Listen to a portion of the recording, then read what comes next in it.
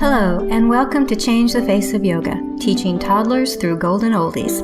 I'm very excited to be talking to lots of yoga teachers who will explain their passion for teaching yoga to students with different ages, physical fitness levels, wellness levels, and different goals. They will explain the benefits of yoga for these students and will be including teacher tips and pose modifications. I am Stephanie Cunningham of Yoga Lightness, and I've been teaching over 50s for 10 years. So this area is my passion and the passion of many other yoga teachers that you will be listening to in this series. Thank you so much for listening, and let's get started. This is episode 008, and we are going to be talking to Carol Krucoff about teaching senior yoga. I am going to introduce you to one of my teachers. This is Carol Krucoff, and I met Carol as a teacher at Duke Integrative Medical Center, where she and Kimberly Carson do an excellent workshop on teaching senior yoga. And I'm so excited that she agreed to come on. Welcome, Carol. Thank you, Stephanie. I'm very delighted to be here today. Oh, thank you.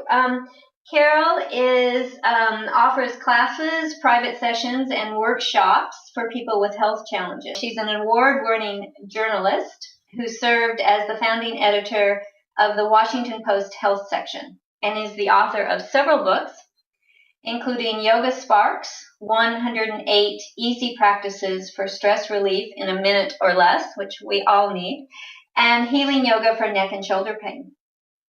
And we're going to talk a little bit about those later, but I wanted you to know how talented that Carol is. Well, so, Carol, tell me about your classes and what you're doing that's a bit out of the mainstream, shall we say. Well, the classes that I offer at Duke Integrative Medicine, it's a gentle yoga class, and it's really geared to older adults and people with health challenges. So it attracts really a very broad array of folks, and they tend to be the kind of people who might be reluctant to walk into just an all-comers yoga class. I mean, it ranges from, people who had recent heart attacks or cancer diagnosis. I have a regular student who comes in a motorized wheelchair. Most people are able to get down and up from the floor, but not everybody can get down and up from the floor. One of the ways that I teach this class, and with my teaching partner, Stephanie, as you mentioned, Kimberly Carson and I have developed this approach that we call Relax into Yoga, is that everybody in the room has a mat and a chair. And some people stay in the chair, don't get down and up from the floor. Some people are able to get down on the floor, and then everybody does seated poses in a chair. And then we use the chair as a support. Those who need a little bit of extra help in balance poses, standing poses, have the chair right next to them for support. So we're really strong believers in everybody gets a chair. It's not uncommon for there to be chair yoga classes for people who can't get down and up from the floor. But I think what distinguishes our class is that we try not to create sort of a hierarchy of you can only be in a chair, and you can you're not able to be down and up, and the chairs are for the less able people. Let's face it, most of us of all ages in our culture spend most of our time sitting in chairs. And it's one of the reasons why we have so much low back pain, so much neck pain in our culture. People sit a lot. So one of the things we teach is if you're going to be sitting, sit with good alignment. What does that look like? And offering people ways that they can practice seated in a chair with good alignment can be very, very useful. So that's a regular class that I teach. I also do workshops at Duke Integrative Medicine. I have an upcoming workshop in yoga for neck and shoulder pain.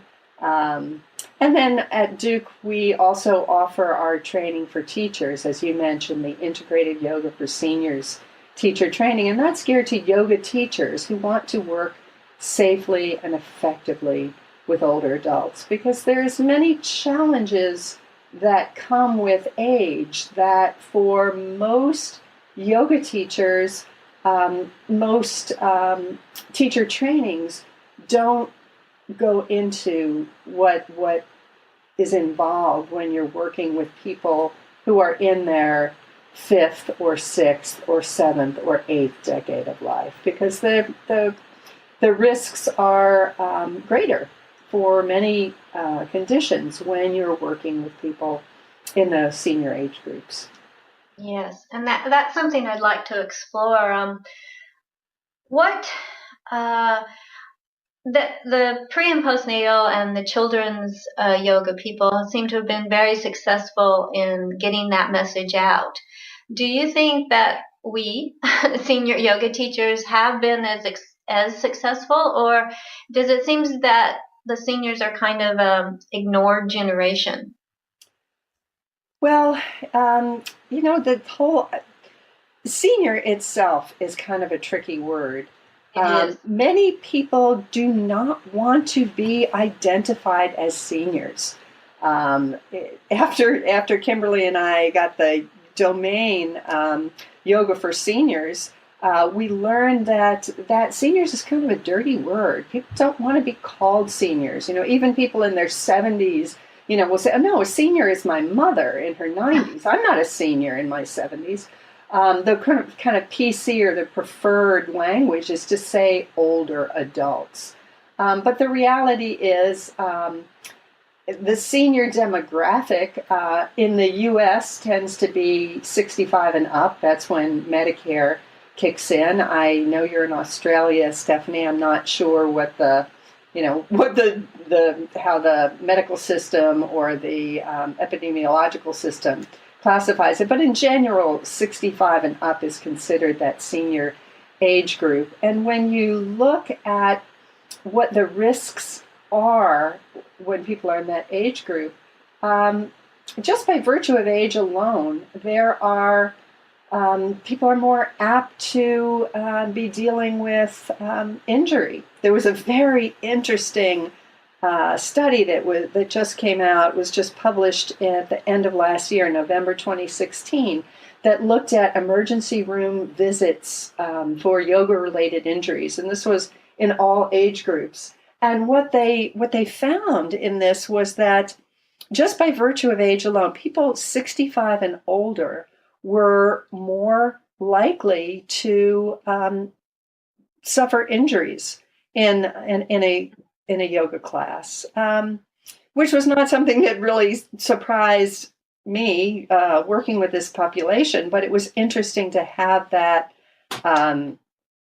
support for what we have found. And the seniors it's a very, very diverse age group. So I don't mean in any way to imply that people 65 and older are all frail, because you can have very fit and strong people who are in their 80s and 90s who are senior masters athletes and who are swimming and doing marathons and extremely fit. And perhaps if they've used to practice yoga as a child, they might still be standing on their heads at 80, and more power to them. That is fantastic. So there's definitely can be extreme levels of fitness at older age. I mean, the average older adult in the U.S., and those are the statistics that I'm most familiar with, but that tends to be true for the developed world. The average 75-year-old is on 5 prescription medications and has 3 chronic health conditions. So, most people over 60 have, in our culture and in the developed world, have hypertension. It is not uncommon for postmenopausal women to have bone density issues. So that really affects our practice, and that really affects the risk that our students in this age group can have. So we really need, as yoga teachers, to understand our students and what happens to the body with age. I feel like there's not a real acknowledgement of what you've just said about that seniors or people, I say over 50s, they don't mind that too much, Yeah. that they need a teacher that has some special skills. And I don't feel like the industry accepts that, and I don't feel like, I obviously don't think advertising and, that kind of stuff even acknowledges it. And so I'm wondering what we can do that will get that message out in a positive way. Yeah, that's a really good question, Stephanie. I don't think at this point there is a widespread awareness, even among the therapeutic yoga teaching community, of just what some of the concerns and the important modifications that should be, in my opinion, made for people in this population. What Kimberly and I have done is really integrated the sort of state of the art from Western medical science, from our physical therapy colleagues, from our colleagues in cardiac rehab, orthopedic rehab. What this evidence shows in terms of movement precautions, and this has not been part of the yoga teaching community. Really, Kimberly and I have been invited to speak at Sitar this June. So Sitar is the annual conference sponsored by the International IAYT, the International Association of Yoga Therapists, and we're going to be talking on this subject. And part of what we hope to do is really bring people's awareness to these concerns. Even so many of us, I think with all good intention, we try to adapt the yoga practice so the pose kind of looks like, say, cat-cow in a chair. So yoga teachers are very familiar, I think most of us, with hands and knees, cat-cow, that is commonly taught, where you arch the back strongly, like the Halloween cat, and then arch it in the other direction. And we recognize that maybe a senior might not be able to do this on hands and knees. So in all good conscience and good faith, we put that in the chair. And then we have someone do that, arching the back strongly, sitting in the chair, and then going the reverse direction. Well, what we've learned from our physical therapy colleagues is that if you put an older adult who has bone density issue, if you put someone in a chair and ask them to do that kind of slump position, you're putting them at risk of fracture. Sitting in a chair is a position that loads the spine. So when I first started teaching this population in 1999, I was having people sit in chairs and do this. It seemed like a good idea. I looked at some books, other people were doing that. It was only when we brought in the osteoporosis experts who taught us that, no, this is actually contraindicated for this group. But this is not information that most yoga teachers get. So yes. I'm hoping that we will educate folks through venues like Sitar, through our book, Relax into Yoga for Seniors. We, in this book that Kimberly and I wrote together that just came out last November, we discuss many of the very common ailments that our students in the 50, and I like that 50 plus face, arthritis and cardiovascular disease and bone density issues. And we talk about some of these kind of the major do's and don'ts for this population. And it doesn't mean that people in this age group can't get a great workout. So I just turned 63. So I am certainly in this age group, although I don't qualify for Medicaid yet or Medicare yet. I'm certainly a senior. I've had open heart surgery because I was born with a congenital abnormality of my heart valve. So I had my heart valve replaced. So, I've been through. I've got quite the medical problem list. Yes. I've been through cardiac rehab. And my practice, and I'm also postmenopausal white woman, very thin bird frame. So I have low bone density. So my mom had osteoporosis. I'm at risk for osteoporosis. I have changed what I do in my own practice quite a bit. I no longer do sun salutations. I don't do forward bends with straight legs. It's not worth it to me to put my spine at risk of fracture.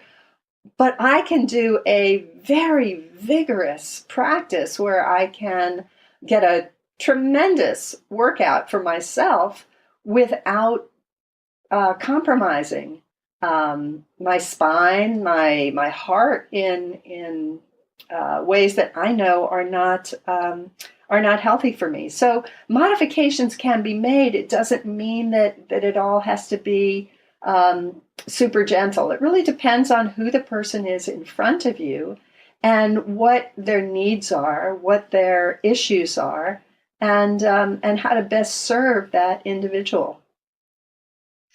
Yeah, I totally agree. I do think that there is a bit of a misconception that if it's modified, that means it's less, or it's not very intense, or it's not going to do very much for you.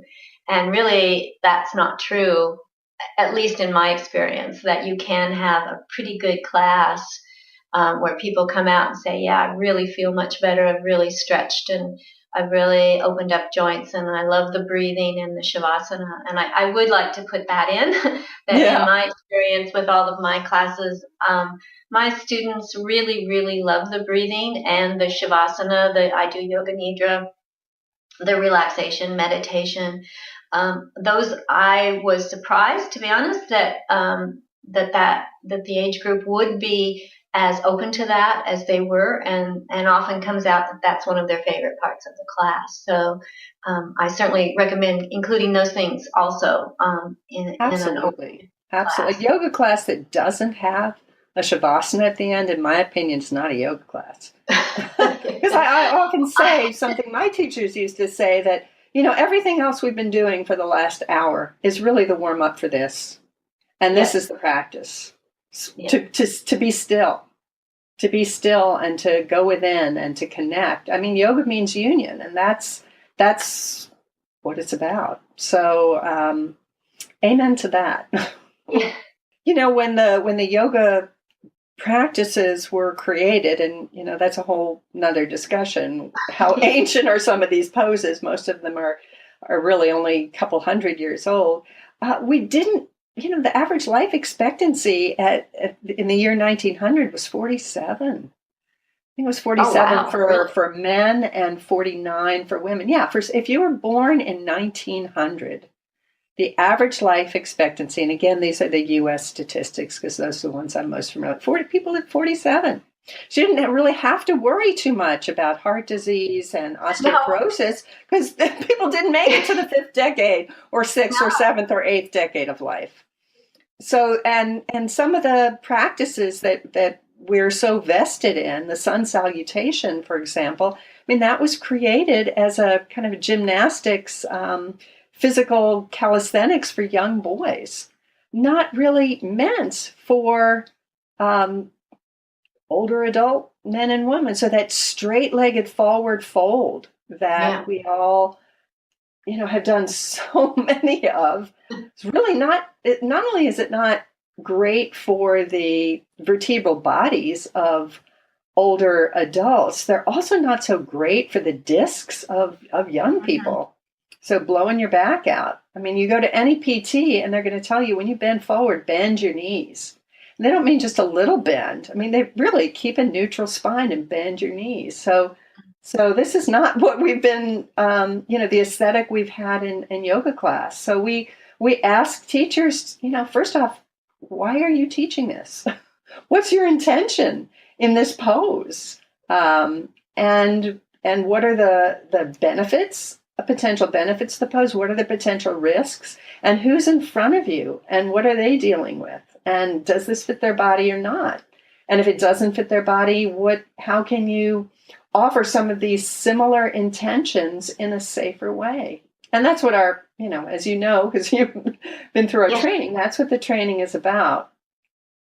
Because I truly always just wanted to teach over 50s. That was my passion. And yet I felt completely and totally unprepared for it through my regular yoga training. And so Carol and Kimberly's workshop at Duke Medical Center is really excellent. And you do have interaction with all of these people who are medical professionals, nurses, therapists, doctors, who are, really at the cutting edge of knowledge, which is excellent, because it's hard for, I think, a person who doesn't have that as part of their responsibility to really be all that up on all of those issues that you will go through there. So it's really an excellent experience, and I certainly recommend it. Thanks, Stephanie. And Kimberly and I really created this because we wanted the information for ourselves. We were both started teaching in the late, I think it was, for me, it was 98. I think Kimberly was about the same time.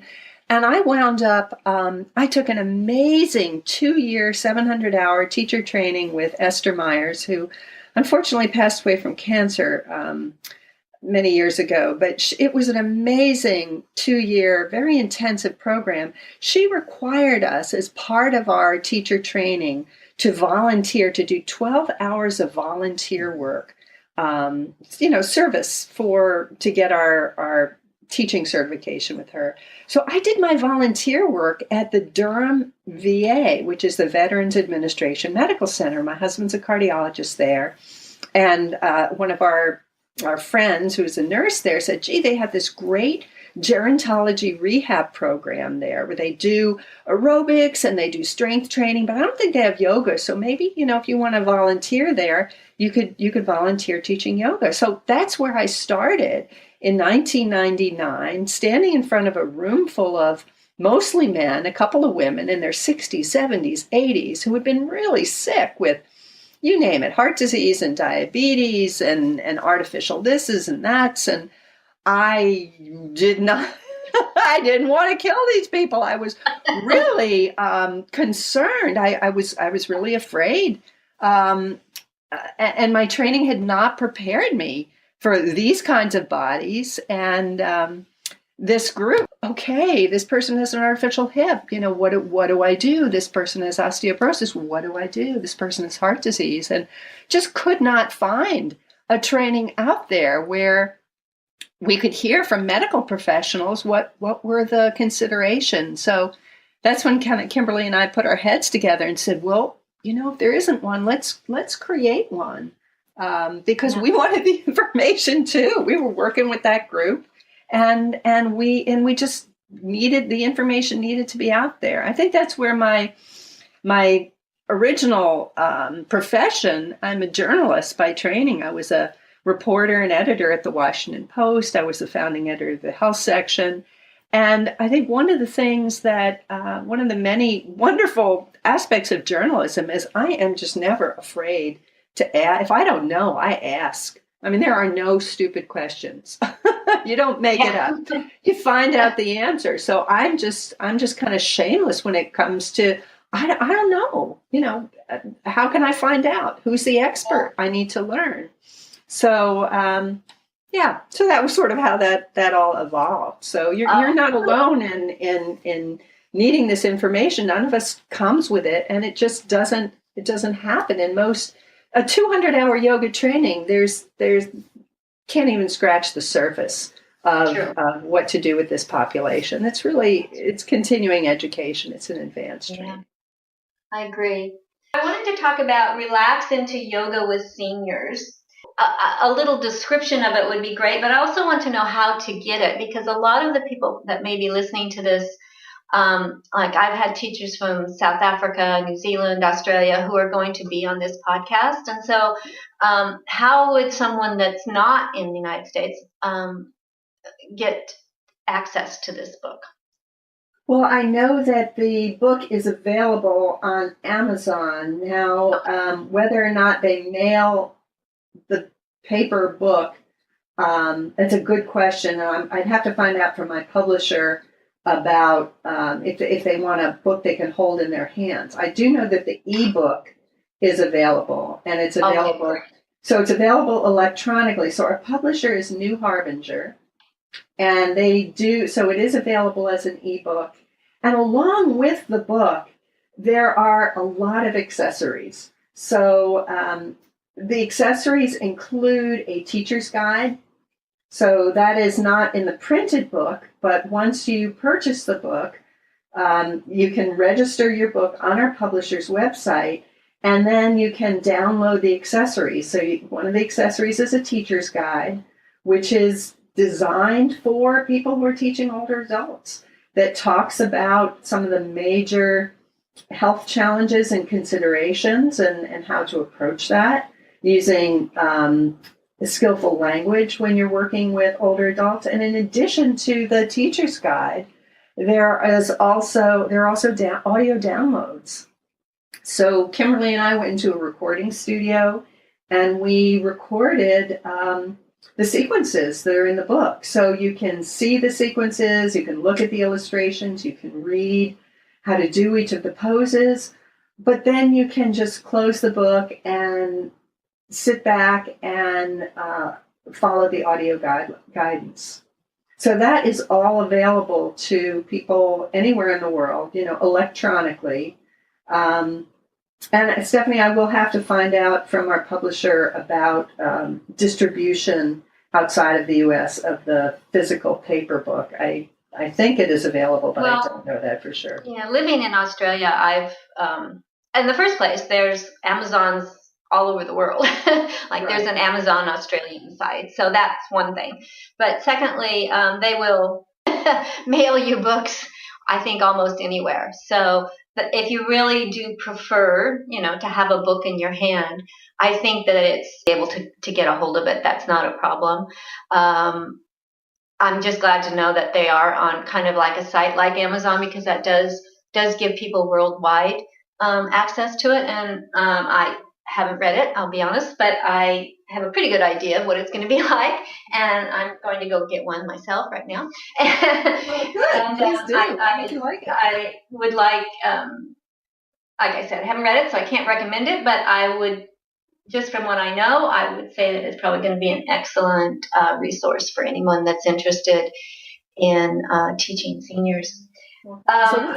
Teaching over 50s, yes. What we've done in the book is it's really kind of divided into two parts. The first part just kind of sort of talks about what yoga is and what people can expect, and how to think about your own challenges. Talks about some of the most common conditions that people might have, like hypertension or osteoporosis or arthritis, and how you might need or want to modify the practice. And then the second part is a 6-week journey into yoga.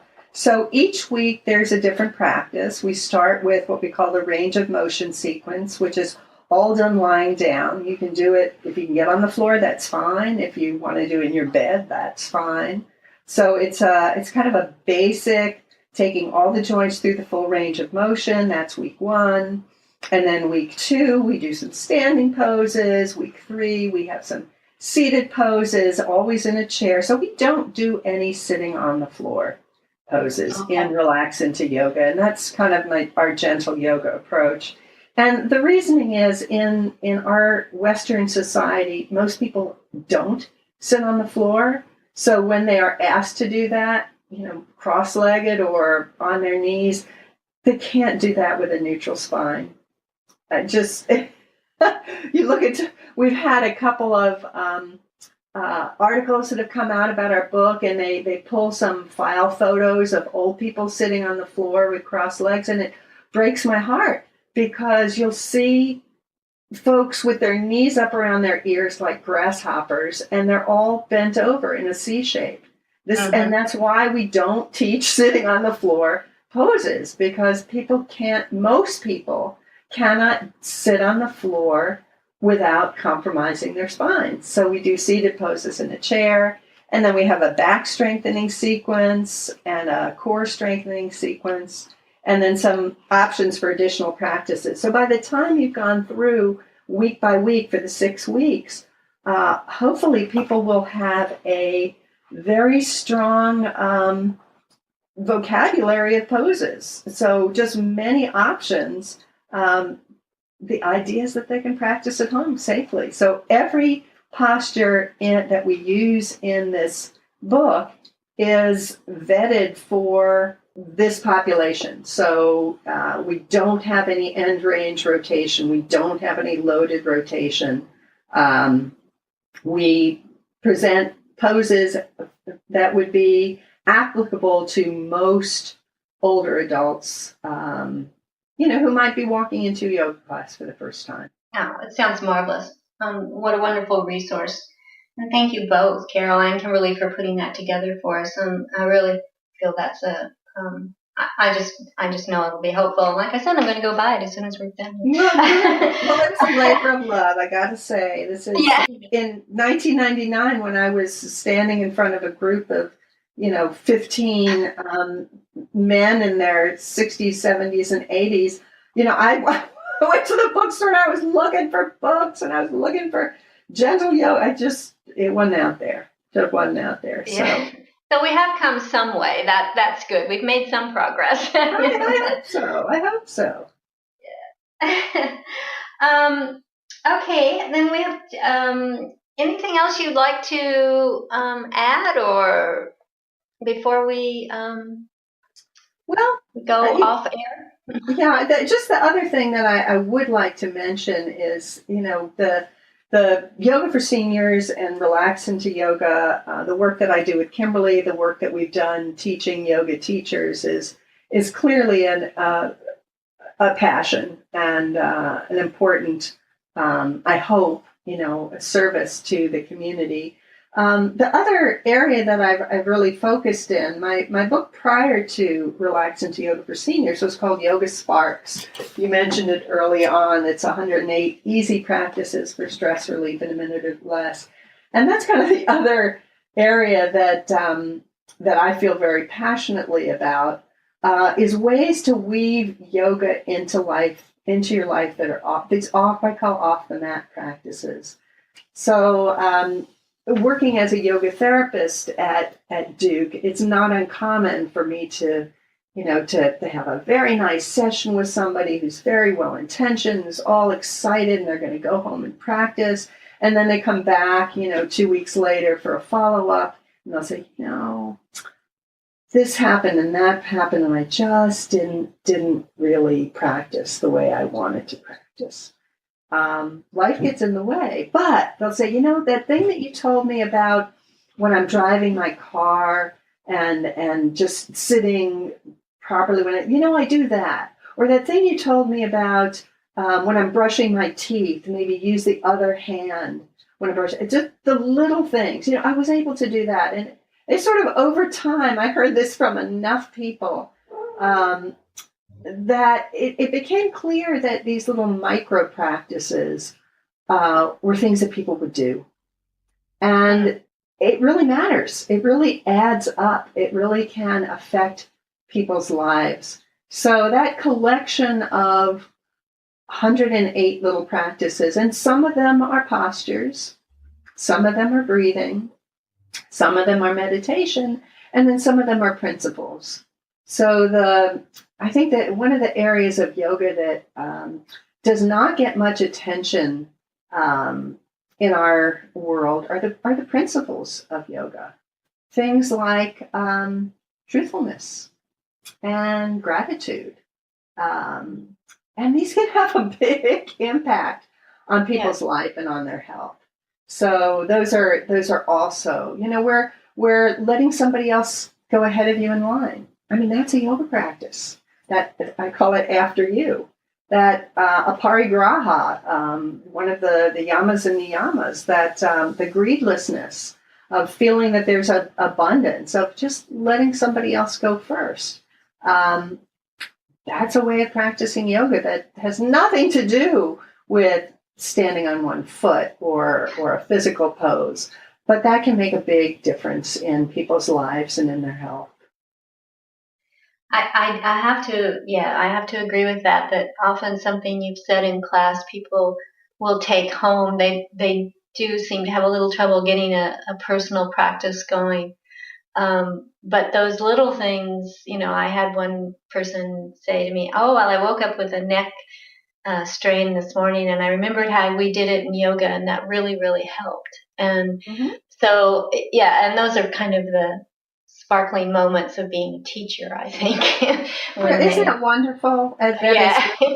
One of my teachers who call it your psychic income for the day. I mean, nobody goes into yoga for the financial rewards. If you do, you're kidding yourselves. But is that psychic income when somebody says, "Oh yeah, I heard your voice in my head saying this, and I was able to get to sleep," or "I heard your voice and I remembered and I was able to get up from when I fell." I mean, that's why we do it. It's just, It really makes a difference in people's lives, and it's so gratifying, and it's a privilege. Well, Carol, I want to thank you. You've been a wonderful guest, and we've hopefully gotten a lot of information out to all of our listeners. And again, if you want to contact Carol, she has a Facebook page, a Yoga for Seniors. And you could also email her at carol@healingmoves, which is all one word, .com.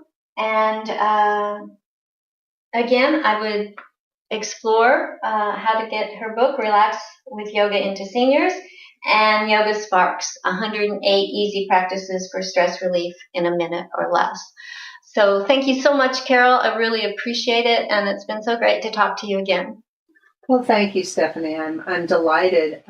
One last thing is there is on my website, if people are interested, there's a free download of a 6-minute guided relaxation breathing practice. So just visiting healingmoves.com, and then you can download it and put it. I have students who put it on their phone or their computer. It takes 6 minutes, and it's just guided relaxation breathing, and can be very useful for people who have anxiety or sleep issues. Thank you so much for that wonderful interview. Now for the listeners. To be part of changing the face of yoga, teaching toddlers through golden oldies, please take a picture of yourself doing your favorite yoga pose and email it to ctfoy@yogalikeness, all one word, .com.au. That is ctfoy@yogalikeness.com.au with your first or full name. I will upload it to the Instagram folder, Changing the Face of Yoga, so we will have an album of the spectrum of students who represent the face of yoga. Please download and review this podcast and tell your friends who might be interested. Thank you, and let's get together next week.